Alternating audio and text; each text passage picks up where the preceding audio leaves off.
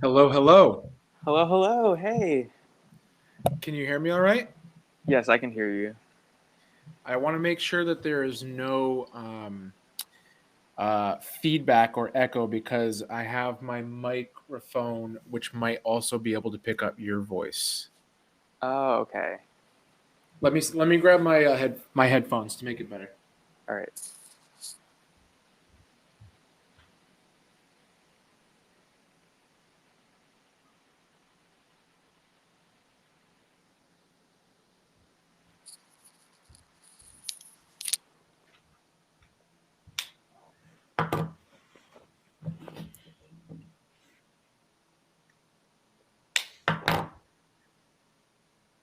Okay, can you hear me all right? Yes, I can hear you. Perfect. Beautiful, man. Thanks for having me on the podcast. Yeah, I'm excited to just to talk about the podcast and how how it has impacted me and just how kind of seeing what you've done on. I've kind of like looked at your YouTube channel and other stuff as well. Hmm. Yeah, I actually I did never got to find out how we got to cross paths on the internet. I don't know what I your don't know first how impression was. to. I think I was probably just looking. I don't know how that. I think I just probably watch some of your YouTube channels, and then that's how I like kind of. Then I looked at your website, and that's Got like, okay, this guy talks about like mental health. I was like, it would be nice to have him on the podcast that I just started up to get his perspective on the topic as well. Yeah. Yeah, and I know that I said this in our last conversation, just quickly hopping on the phone, but super appreciative to you for bringing another avenue for conversations around men's mental health into the world. Because as you have a deep relationship with, um, it is just so important to be able to give men the voice to be able to come back to having conversations that have traditionally been more, you know, uncomfortable to have or have been like traditionally uh, seen to be weak for having conversations about emotions or mental health as men. So yeah, I really want to express my gratitude to you for creating this space. Oh, thank you. Yeah, it's I'm thinking kind of feedback from the people on the podcast that said, it's been, very impactful to them. And at first, when I was very, I think I told you this before, but I was very hesitant about starting the podcast and starting this group because I didn't know like how people would respond to a men's mental health podcast. But apparently, it's much more needed, I guess. Yes, Yeah. most definitely so. And I think yeah, through the podcast, it's really about finding our way back to finding the path back to deeper conversations and just having the having us creating the space to have this conversation so that bounces back off each other so that we can get to know each other better and have deeper friendships as well. Yeah, yeah, certainly. So there's a gentleman that I got to meet through a men's work weekend through the organization of ManTalks, which is led by a gentleman named Connor Beaton, and he had a very close friend of his there, a very close friend of his there, also hosting with him and facilitating with him, named Dewey Freeman, and Dewey was doing just like an excellent job of expressing how these deeper conversations where we're sharing our most intimate or what I'll say as vulnerable parts are what create the intimacy that whether you're man, woman, whatever, we're all deeply craving at a very, very deep, core, fundamental human need is to just be seen, to be heard, to be loved. And the only way that we could do that is by being authentically ourselves, even if that authenticity means sharing parts of ourselves that we ourselves are not so happy about or proud of, you know? Yeah, and like I feel like it's kind of like a secret that like everyone has like this secret desire to want to connect on a deeper level, but it's kind of like everyone's kind of afraid to make that first step. So maybe so Right. we think that other people don't have that desire. We just have to like make that first step, and then when we try to initiate that, then within those conversations, then that's when that the connection actually happens. So it's kind of like it's so easy to feel like you're kind of like the only one that like kind of wants to have those conversations, but once Mm, you when you do like the like stuff like a podcast or like a men's group, then you realize that actually men actually do want to do this. right. Yeah. Right. So well said. So very true. So but yeah, it's been a good. I think I've been doing this since October, so it's been a good um, podcast run, and 4 or I 5 months. just like Yeah. yeah, and it's kind of I was gonna say I think yeah I do it for just for the men and just to see. It's like when doing this, I see how it impacts them and how they come back from the podcast feeling like they're better known like for who they are, but they're also Mhm. loved for who they are, and that's like what makes me happy is to know that they know that they have like that support. So Right. that's Right. A platform for self-expression and acceptance within that self-expression. yeah. Yeah. So where do we get to go with this podcast? What kind of journeys are you about to lead me on through this podcast? So I guess I don't know if I want to ask like okay like how like I guess because I kind of know a little bit of like I was watching like a little bit of your YouTube videos, but I guess I can like ask um, like what kind of like started you on mental health journey and what kind of got you started on that. Yeah, really great question. And one thing that I'll highlight here before I really answer your question is that you'll never really find that answer through the YouTube videos that I have created so far. Oh, Um, okay. in other in Okay. other words, I haven't shared too much of my story on my YouTube channel yet, and Mm-hmm. um, I have been coming to that place of sharing it over time. And so this is a really wonderful place to be able to share much more in depth look at just what has brought me to want to make a YouTube channel, what has brought me to want to have more conversations on mental health, anxiety, and everything that goes along with it. Um, so basically my journey starts with anxiety. I'm Okay. an anxiety integration coach now. I get to teach emotional intelligence now, and it really all started because I needed to understand anxiety and emotions very deeply myself because I was just in a place of um, incessant debilitating thoughts, intrusive thinking, obsessive So kind of thinking. like the anxiety like OCD kind of thing. Yeah, you can Okay. consider it OCD, you can consider it generalized anxiety. Okay, Um, because I have that so.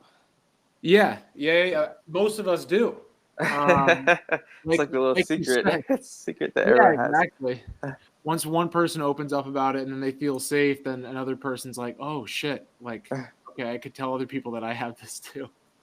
Yeah. Um, So yeah, my journey started with anxiety. Really, at the age of 8 is when I was like experiencing this voice in my head that I was like, "What the fuck is going on?"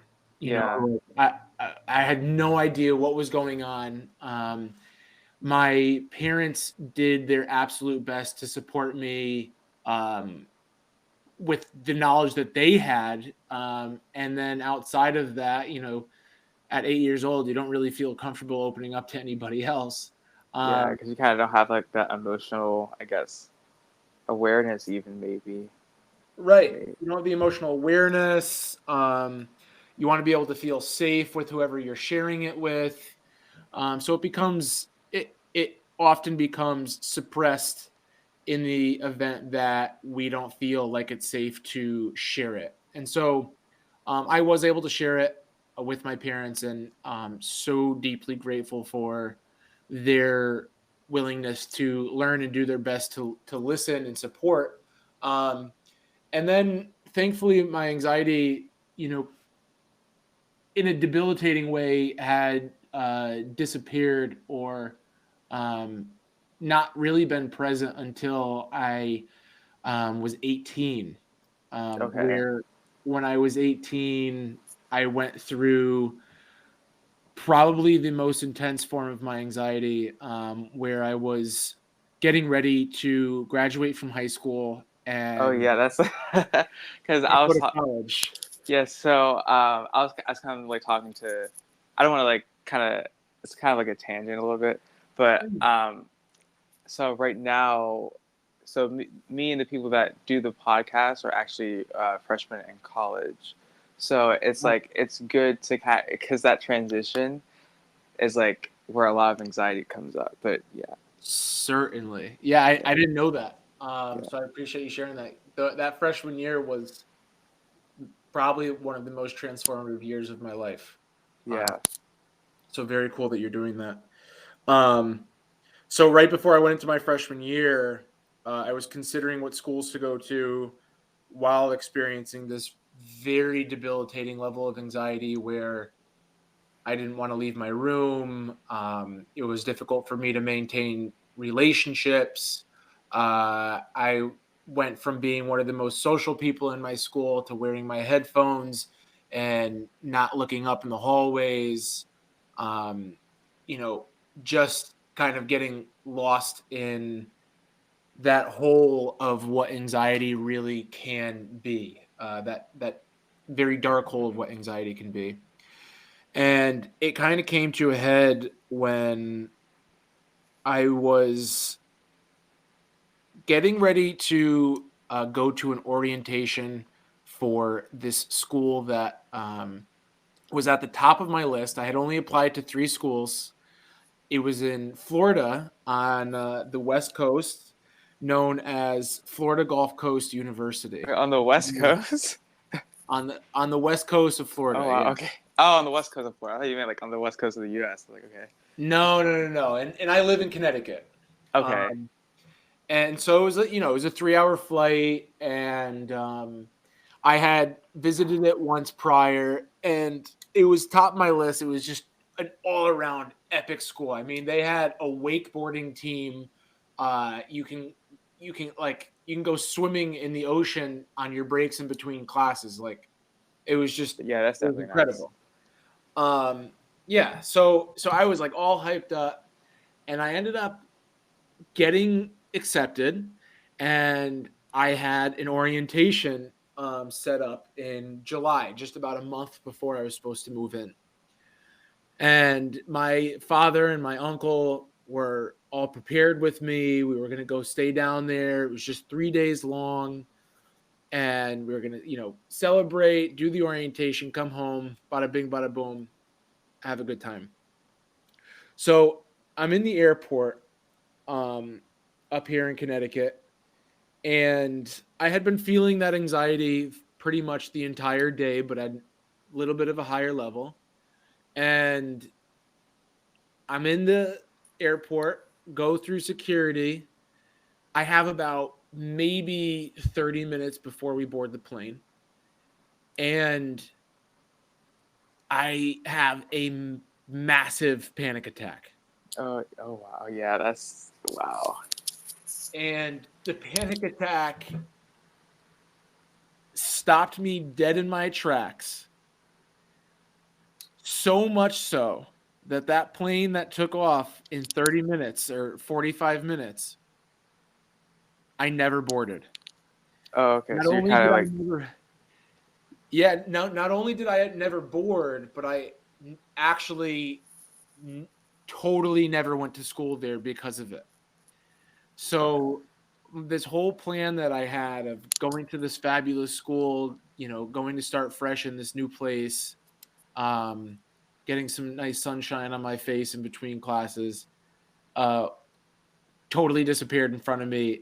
And me, my father, my uncle all drove home. Um, Thankfully, they were in full support. And that was a massive turning point in my anxiety and just recognizing, like, okay, I really need to do something here. Yeah, I guess like it got to the point where like it like limited you from achieving like your dreams and going to your Right. school. Right, exactly. Like it was like really, I mean, it was interfering in my life significantly prior, but uh, at this point, it was like, okay, I gotta consider something here. Um, and so then, just to make a what could be a long story a little bit shorter, um, what ended up being this massive catalyst led me to really deeply understanding and having a desire to understand in my freshman year um, what was going on with the mind, how the mind operated. Um, this was just a couple of months before I started my journey on Zoloft. So I also started medication that year. Oh, I'm on And Zoloft too. yeah, I mean that's Yeah. that's that's the YouTube journey that I shared a lot about.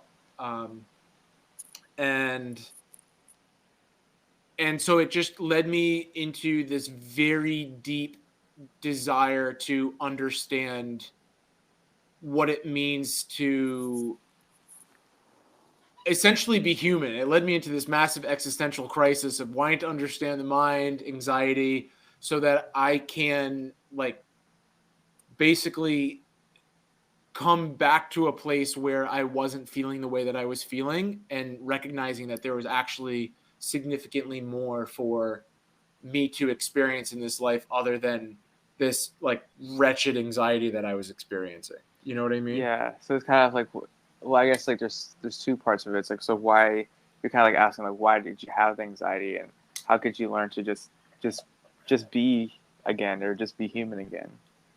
Yeah, great questions.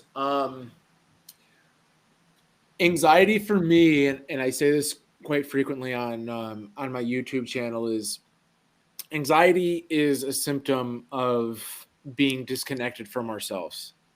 Um, I and yeah when I I agree.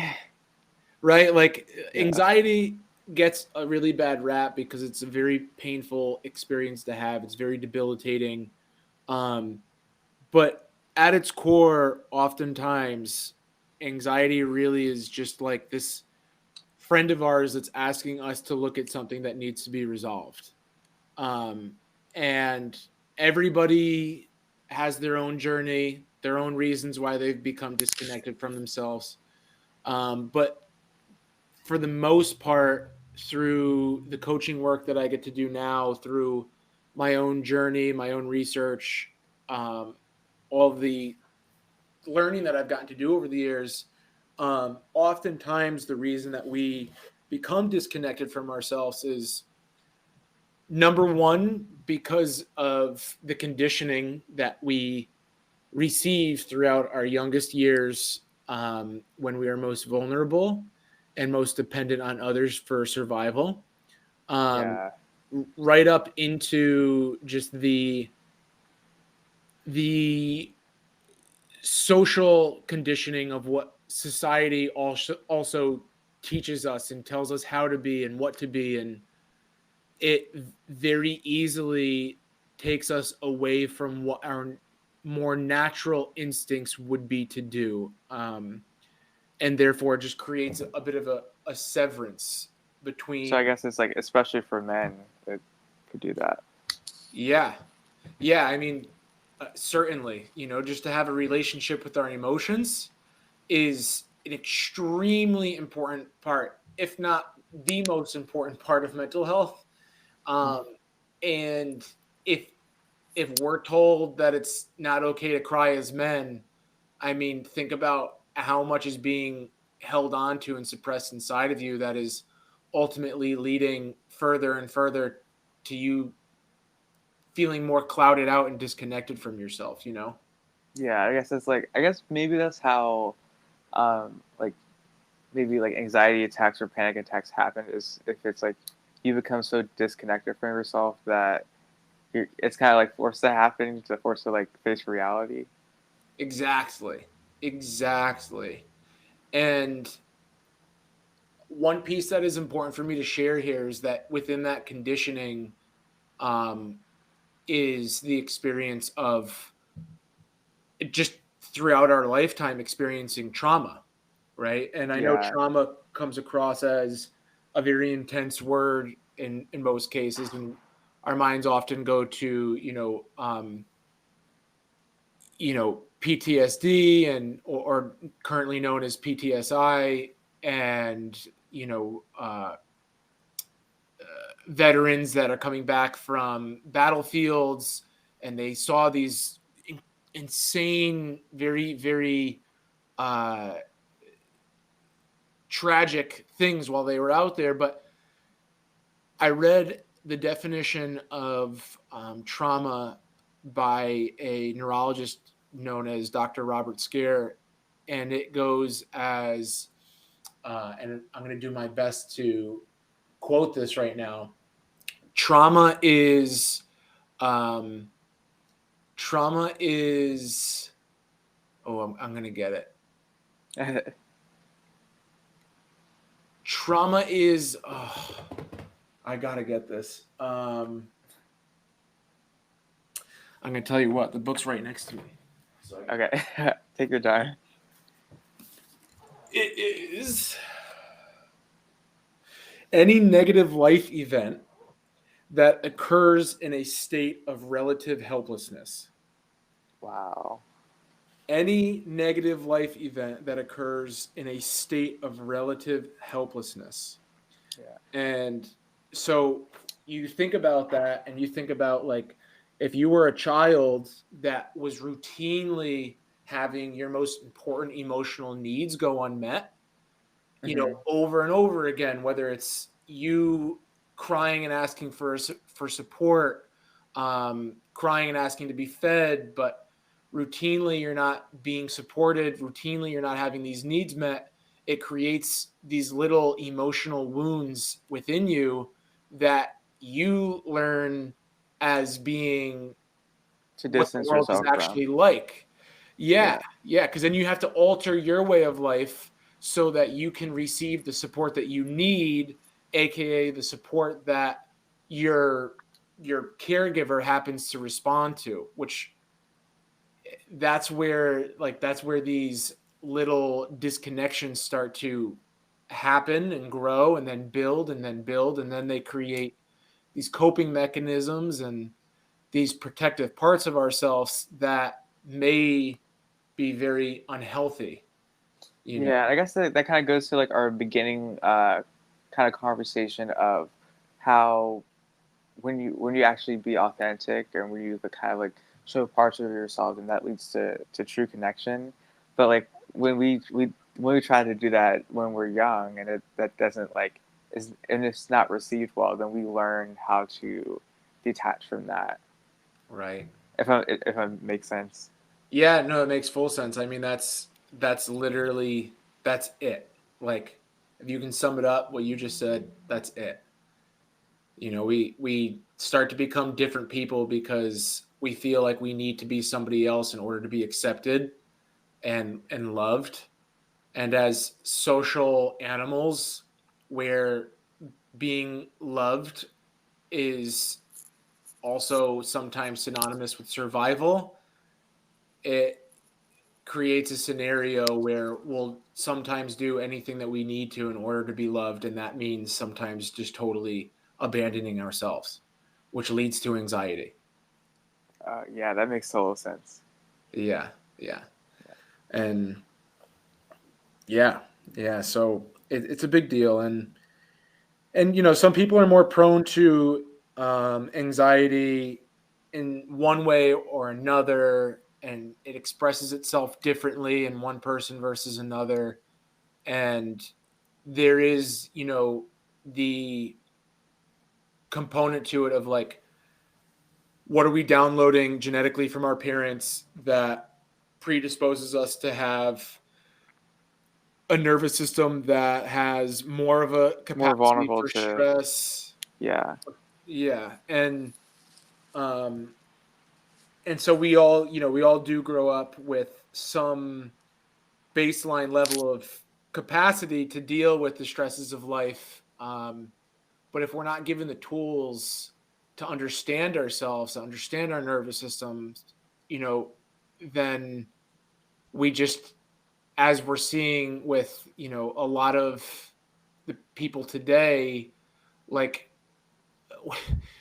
we're just, everyone's just doing their best, but everybody's running around kind of like with it, like as like a chicken with their head cut off when it comes to dealing with their emotions, because we've never been taught. Yeah, that's a perfect like metaphor, Mm, mm, because you just kind of like you're just trying your best in the best way that you especially like the coping things that you do.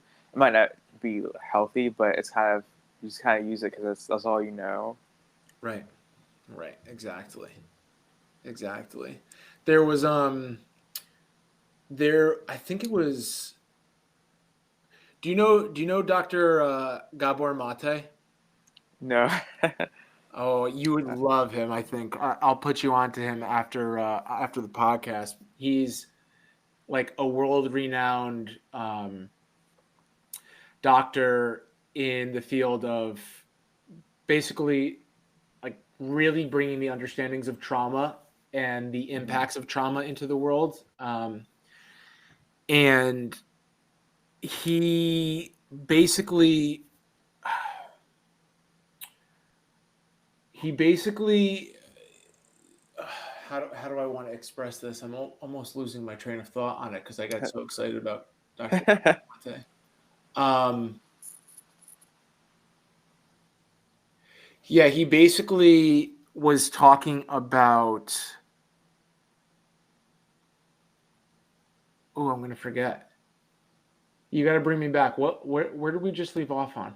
You're talking about like trauma and the trauma book, or the trauma book that we got.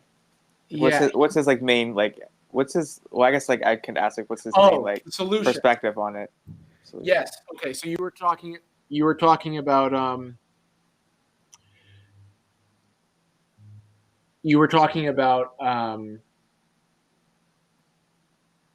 basically how these coping mechanisms are like the best that people have, right? And Yeah, it's what they it's kind of do. like or it could be like as a result of trauma people do those coping mechanisms but or Right.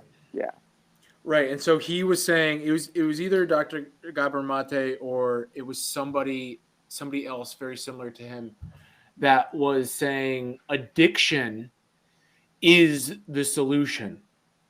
To And trauma. like to trauma. Really, Yeah. like, in other words, like, we talk about drug addicts or sex addicts or whatever type of addict it happens to be as like this frowned upon, very judged thing in our society. When in Yeah, I that is yeah. But go on, yeah. Yeah, when in reality, like, oftentimes addiction is the solution for a lot of the pain that these people are feeling internally, and they never had the support or education to do anything differently, and they because of that it led them to this place. Hmm. And and so addiction and things like this have become the solution, even though those solutions, and I make air quotes, are not the healthiest solutions. You know what I mean? Yeah.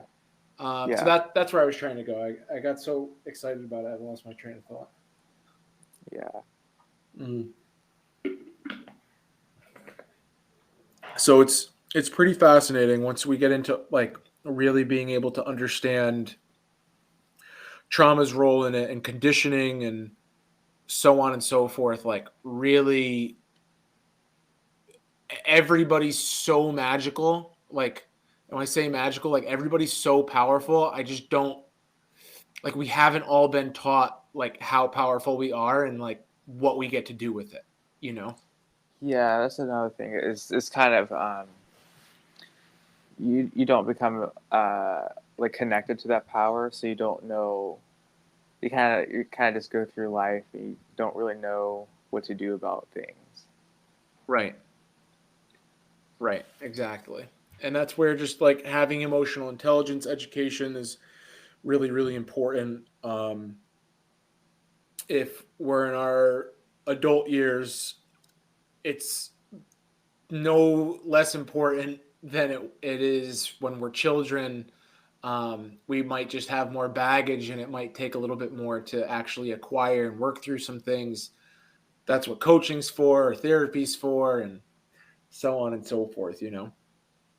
Yeah, that's a yeah. That's good. Yeah. So, may I ask what brought you on your journey?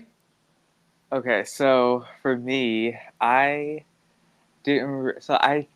So when I was 12 is when I started to have anxiety symptoms and stuff like that. I didn't know. I didn't like know how to like word it. I didn't know like what was going on. I just thought it was like many a lot of people you just think you're just crazy. So when I Right. was when I was when I was 12, it's kind of when it started. But um, but then a lot of stuff was going on at that time too. It's like middle school and junior high school. Hmm. So that transition, and then I think I kind of like just had like this just regular anxiety, and then Hmm. I went through like a so in the like middle of high school went through like a depressive episode. So Hmm. after that, that's when I was like, okay, I gotta get help, and I gotta um like face this. And I didn't so I started going to therapy in August of 2021. Yeah, Hmm. yeah, I can't believe it's been that long, but that's kind of like how it started. Is I had so when I first started with anxiety, it was just like everyday worry, and then it would go like with the OCD, like the intrusive thoughts and stuff like that.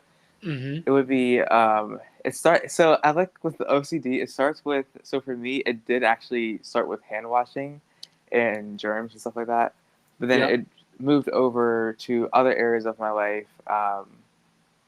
So I don't think I told you this before, but so I'm a Christian, so I identify as a Christian, Hmm. and OCD went to that. So I noticed like how OCD goes into the important like the things that you deem are important.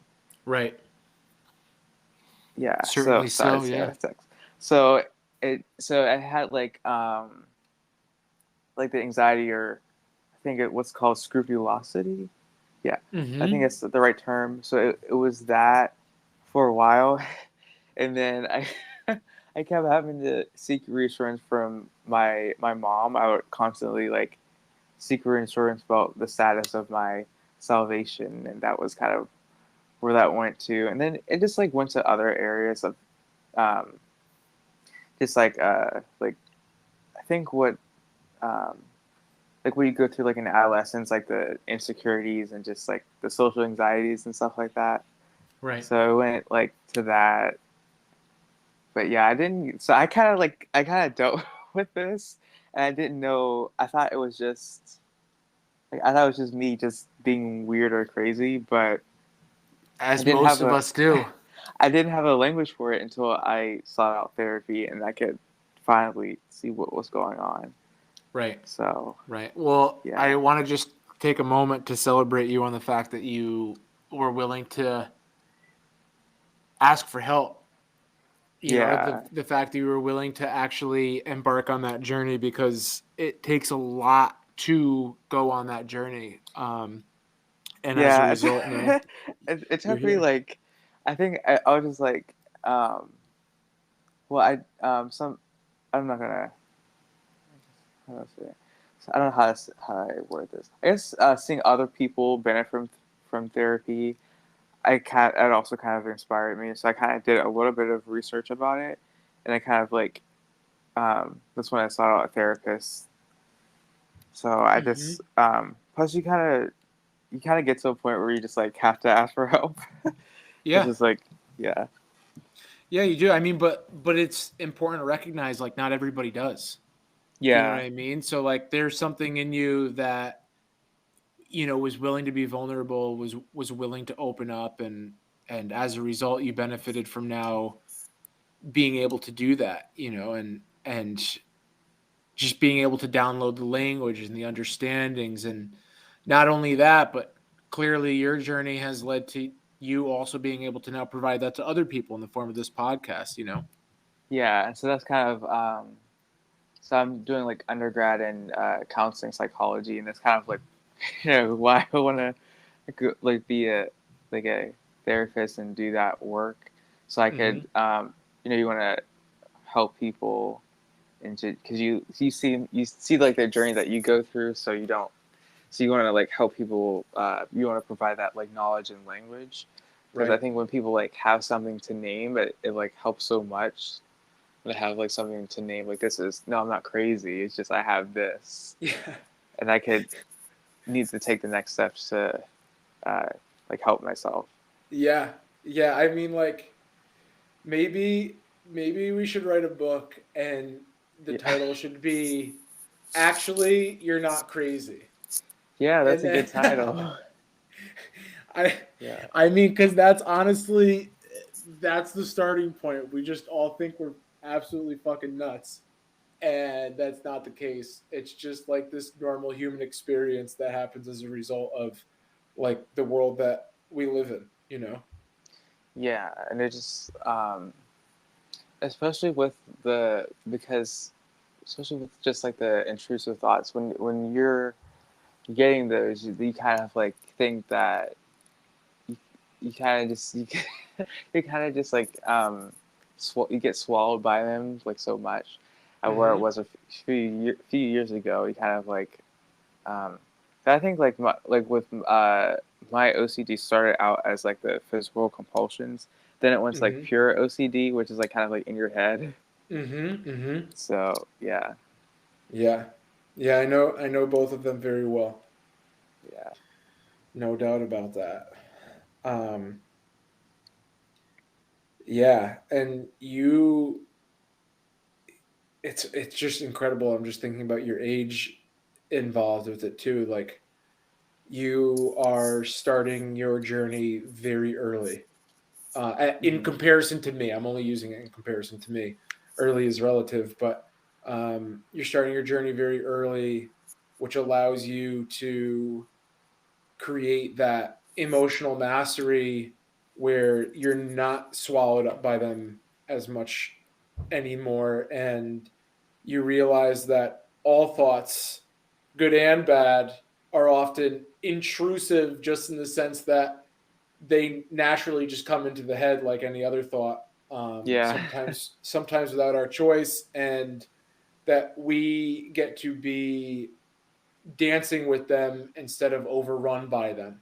Um, yeah. That's kind of like what I had to learn about that as well. right, right, right. And now you're dancing.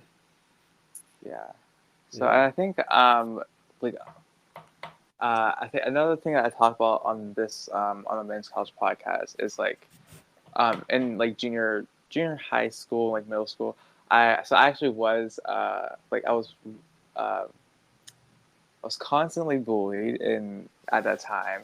So Mm-hmm. that, like, I would say that that trauma did contribute to a lot of, um, mental health problems that would come up like within the next couple of years after that. And so Certainly. it took a long time for me to understand that, and like kind of, Mm-hmm. see the relation to that. But I Yeah. think, which I think it's very, I think that is very common to a lot of men. is Definitely so. to be to go through that in like middle and high school or just around that time. Hmm. So it's like um, what another thing I talk a lot about is men's friendship on the podcast, and Hmm. so it's like kind of hard to um, like make in your like adult life. It's kind of hard to make those friendships because your trauma is basically being rejected by men. So how are you gonna like make friendships? It's it's a It's crazy it's a vicious cycle. It's a vicious loop. yeah. Yeah. Yeah, definitely so. Definitely so. Do you mind if I ask you a personal question? Sure. What would you say that your relationship to those emotions around bullying is now? Are you talking about like as far as for the past or just Yeah, from the past. Like, what is your relationship to your past now I would in say comparison to like a year ago? so I would say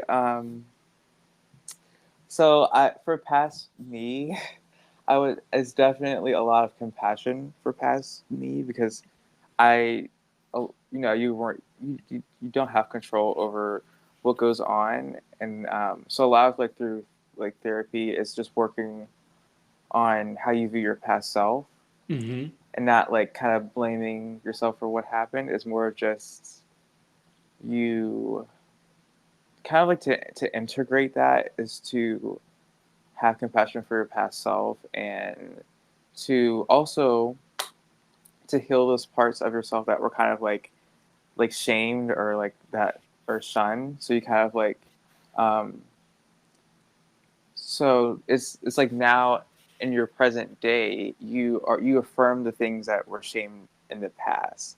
Right. Do you understand what I'm I saying? totally understand. Yeah. Okay.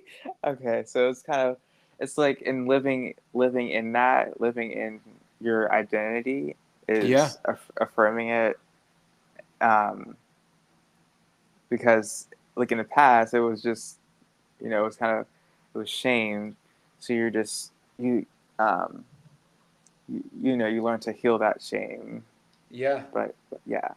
Yeah. You're like, you're befriending those parts of yourself that in the past you have resented or felt ashamed of. Right. Yeah. And then by design, those parts that were so heavy in your body to hold on to for all those years being suppressed, now they're like on for the ride, giving you a ton of energy to do the things that you want to do, Yeah. like feeling like you have a best friend in your corner, ready to help you conquer the world and do what you want to do. And it's kind of so it's kind of yeah it's that and it's also realizing that that environment didn't allow for authenticity or any of that you like you might so back then um I say back then like it was like 10 years ago, but like back then it's like you weren't in the environment that allowed for you to be like yourself.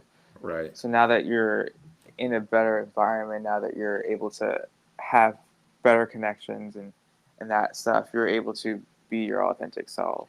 Right. Right. Right. Right. Yeah. Yeah. And that's like one of the benefits of this podcast is you're creating safe spaces and you're influencing safe spaces so that people can feel more comfortable to take their masks off and share themselves vulnerably in Yeah, those safe spaces. There's a really good quote that I like. I don't know who said it, but I'm sure it was passed down through hundreds of years of history. And it is shame dies in safe shame I dies think when held in when when shared in safe spaces, something along those I lines. think I heard something like that too. Yeah, Yeah, yeah, and that's gigantic. That's yeah. It's gigantic. like it's that is it's transformative and you like because I think um we kind of like as like growing up as like children we learn shame kind of like Mm, we learn that toxic shame mindset to like to hide ourselves and then it like mm-hmm. takes a lot of like unlearning that Right. with the right people Right. to um, be affirmed and accepted for who you are. Certainly so. Certainly so. And that's like, I read something else recently that said unlearning is just as sacred as learning. Um, because, yeah, I mean, God bless the people who raised us, um, you know, but they don't always have the answers as to how to raise us in the way that is best for us. You know what I mean? They don't always know, and of course, that's like on a scale of severity. Some caregivers may have been extremely toxic or Hmm. created serious trauma or tragedy in our life. And in other cases, we might have had caregivers who very deeply took care of us. Um, and and in both cases, what we take from them might not have always been it might not have always been what we actually needed, right? Yeah, Especially on the traumatic and tragic side, but even in the what seems to be more healthy, you know. yeah, because I think, and I was talking like to a lot of people on the podcast. It's like most people, we didn't have those like extreme like cases of we didn't have like extreme like childhood trauma, but it's mostly Right. like our parents weren't um, like they weren't emotionally. I guess I would say maybe I'd say intelligent or aware of themselves. Yeah, So that kind of tuned. like affected, yeah, attuned. So this kind of like affected how we grew up. Exactly, Yeah, exactly. And most of the older generations, and I don't know how old your parents are, but my parents are Gen X. are Gen X. Okay, Yeah, my what is parents are Gen Gen X. X? Gen X like 50s right now? Gen X is they were born between 1965 and 1979. Okay, okay. So my So parents are like from the early to mid 70s. got it. Okay, so my my parents are a little bit older than yours now, but both generations, um, yeah, they just weren't raised in a culture that knew anything about emotional intelligence, you know. Yeah, And now, thankfully, like the world is opening up to having emotional intelligence and uh, attunement be like a very important thing in their lives. yeah. You I feel know. like it started. I guess it started with like the millennials and Gen Z kind of um, like uh, starting that up or just changing the game with like as far as mental health. Yeah, we were like, we can't take this shit anymore. We need to do something different. Yeah. So it's, Yeah. yeah. Yeah. Certainly so. Certainly so. What other journeys you got for us planned on this podcast? So right now it's a lot. I do a lot of so as so that once we go into psychology, I do want to say attachment. So it's Mm-hmm. kind of like what we kind of talk about like the whole episode, but also friendship is such a huge area that I like really want to study and talk about, Mm-hmm. and also like perhaps make a book on it because I feel like it's just like especially men's friendship isn't like I don't know it's like hard to find a book on that, and it's hard to like well at least like I feel like now it's better, but I still want to there's still a lot of dynamics on it.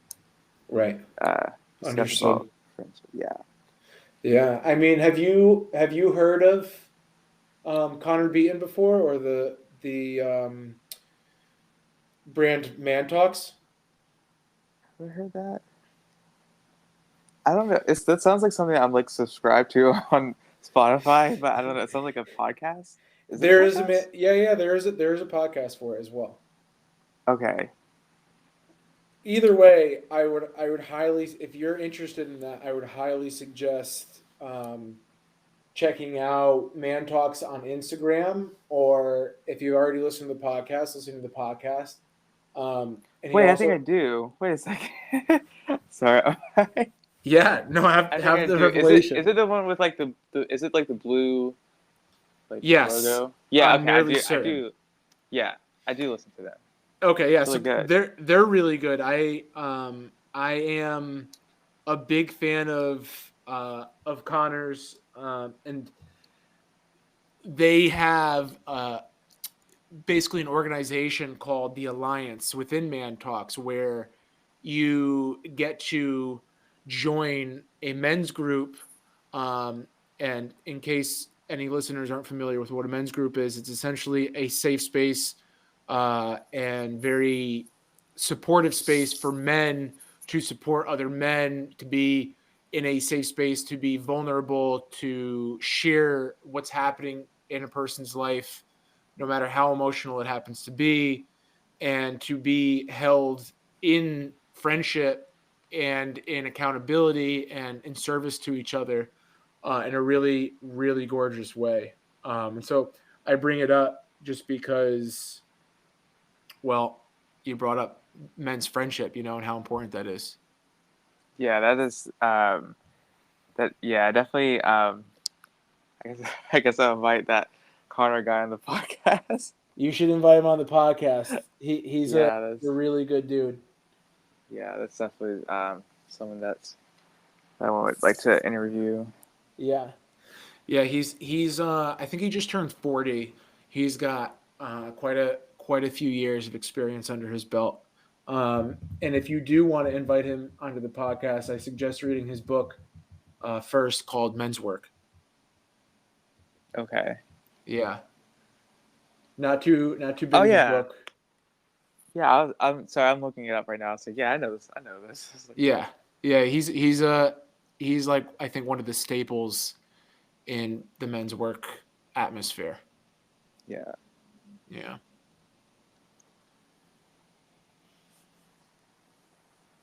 But yeah, that's kind of this generally my mission with the podcast and just what I hope to like happen. Yeah. Beautiful. Well, thank you for having me on. Yeah. Do you have anything else that any other closing comments or?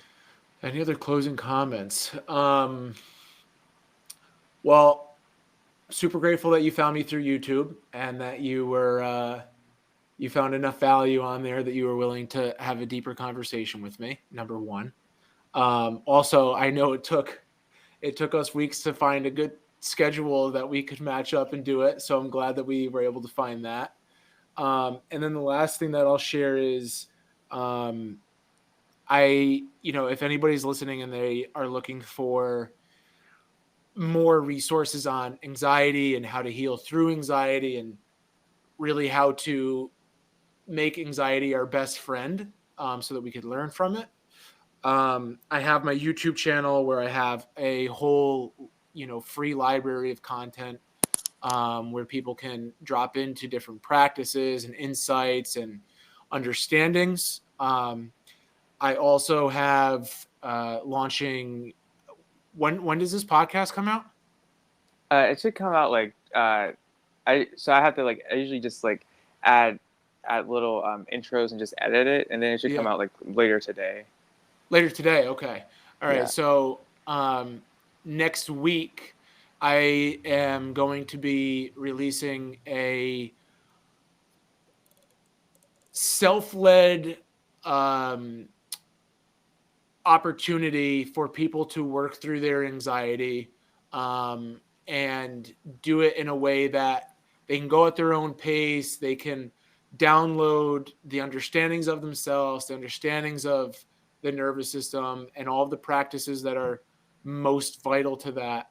I'm releasing that project Thursday of next week. Um, and that will be like an all-encompassing journey for one person to go on. So it's a little bit more focused, a little bit easier to digest than just going through my YouTube channel. And that will be on my website, marcellolagreca.com, starting next Thursday. And yeah, really happy to share that with people. And then lastly, yeah, I think the only other thing to share here is that if people are wanting more personalized assistance, I get to do one-on-one work with people experiencing anxiety as well. And so always feel free to reach out to me through my website. And I'm sure you'll include some show notes here Yeah, I can leave where the links in the in the description. description. Sweet. Yeah. That's all I got. And then the last thing that I want everybody to leave with is just knowing that we are so much more than the anxiety that we experience. And as we both got to share in this podcast today, you are not fucking crazy. You're just going through some shit that's asking you to go deeper into who you actually are. Yeah. That's it. All right. Thank you for being on the podcast, and I hope to get more insights soon. You got it. You got it. We'll keep each other up to date. All right. Much love, man. Have a good one.